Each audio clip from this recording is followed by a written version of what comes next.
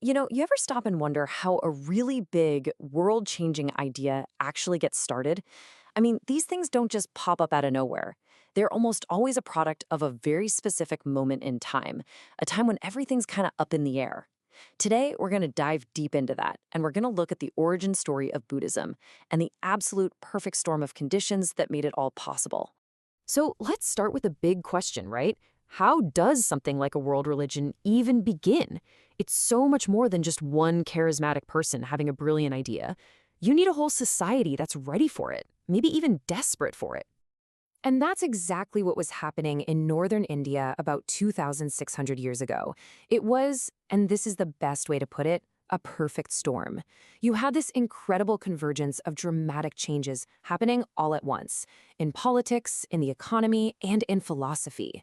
All these powerful forces just collided, creating the exact right environment for a radical new way of thinking to not just appear, but to really take root and flourish. All right, so let's break down this storm, ingredient by ingredient. First up, the political stage. And believe me, this was not some quiet, stable society. It was going through a massive, massive transformation. So before this time, North India was basically this chaotic mess of little tribal republics, and they were all constantly at war with each other. But right around the Buddhist time, these little groups started getting swallowed up by huge, powerful kingdoms, places like Kosala and Magadha. For the first time ever, you had kings who could provide real political stability. And with that stability came peace. And with peace, well, people suddenly had the luxury to think about more than just surviving to the next day. Now, this political upheaval kicked off a huge social revolution. For centuries, you had the Brahmin priests at the absolute top of the social ladder. Their power was based on birthright alone. But now, with these new kings and kingdoms, the warrior and ruler class, the Kshatriyas, they started to challenge that. They weren't just challenging them, they were taking over as the new leaders of society. And check this out, this quote just shows you how deep this change went. People started literally rewriting history in ancient texts to say that the rulers, the Kshatriyas, were actually the original social class, not the priests. Think about that. This wasn't just a power shift, it was like the entire social universe was being turned upside down. The old spiritual gatekeepers were losing their influence, big time. Okay, so the political stage is set. Let's add the second ingredient to our perfect storm, a full-blown economic revolution. So while the kings were busy building their empires, a whole new class of super wealthy merchants, called the Sethis, was popping up. Trade just exploded, by land, by sea, and for the very first time, they had gold coins, which created a real market economy. Society was pivoting away from just farming to being driven by commerce. All of a sudden, you have this brand new group of people with money, with free time, and with influence. But here's the thing. All this money and all this stuff, it didn't automatically make people happy.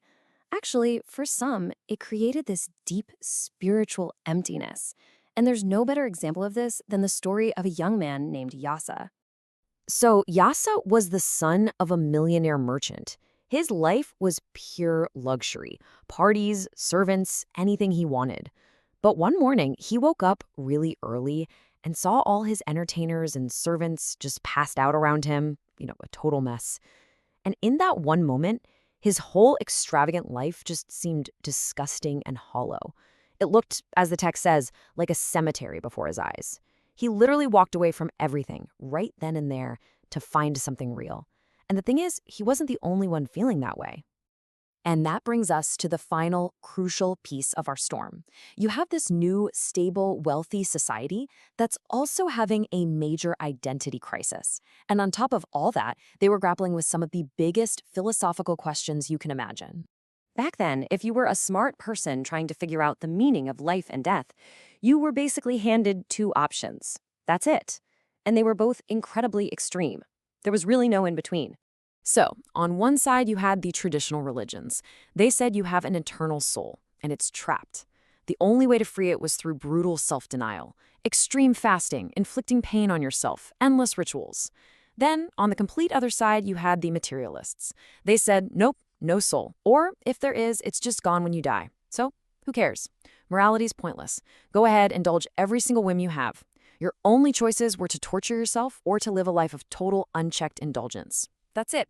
and right into this perfect storm of political change, economic anxiety, and this impossible philosophical choice, a brand new, totally revolutionary idea emerges. This was the Buddha's huge breakthrough, what he called the middle path. It was a direct answer to the crazy binary choice of his time. It just completely rejected both extremes and offered a third way, a balanced, mindful path, right down the middle. And you have to remember, the Buddha had lived both of these extremes. He'd been a wealthy prince surrounded by pleasure, and then he'd been a starving ascetic who nearly died from self-denial. He knew firsthand that neither worked. He rejected sense pleasure as shallow and ultimately harmful, and he rejected self-torture as just painful and pointless. What he found instead was a practical, sensible path that anyone could actually follow, one based not on blind faith or wild indulgence, but on your own experience and your own insight. And that's why it caught on like wildfire. The middle path was the perfect idea for that exact moment in history. It appealed to the new kings, it appealed to those rich merchants like Yasa who felt empty, and it appealed to all the thinkers who were just sick of the old extreme answers. It was a rational, dignified path for a society that was ready for something new. So you see, Buddhism wasn't just some abstract idea. It was an answer. It was the solution that grew out of a perfect storm of change. And that kind of leaves us with a big question, doesn't it? The Buddha's path was a response to the extreme polarization of his world. When we look at our own world today, which feels more and more defined by its extremes, you have to wonder, what could a middle path possibly look like for us?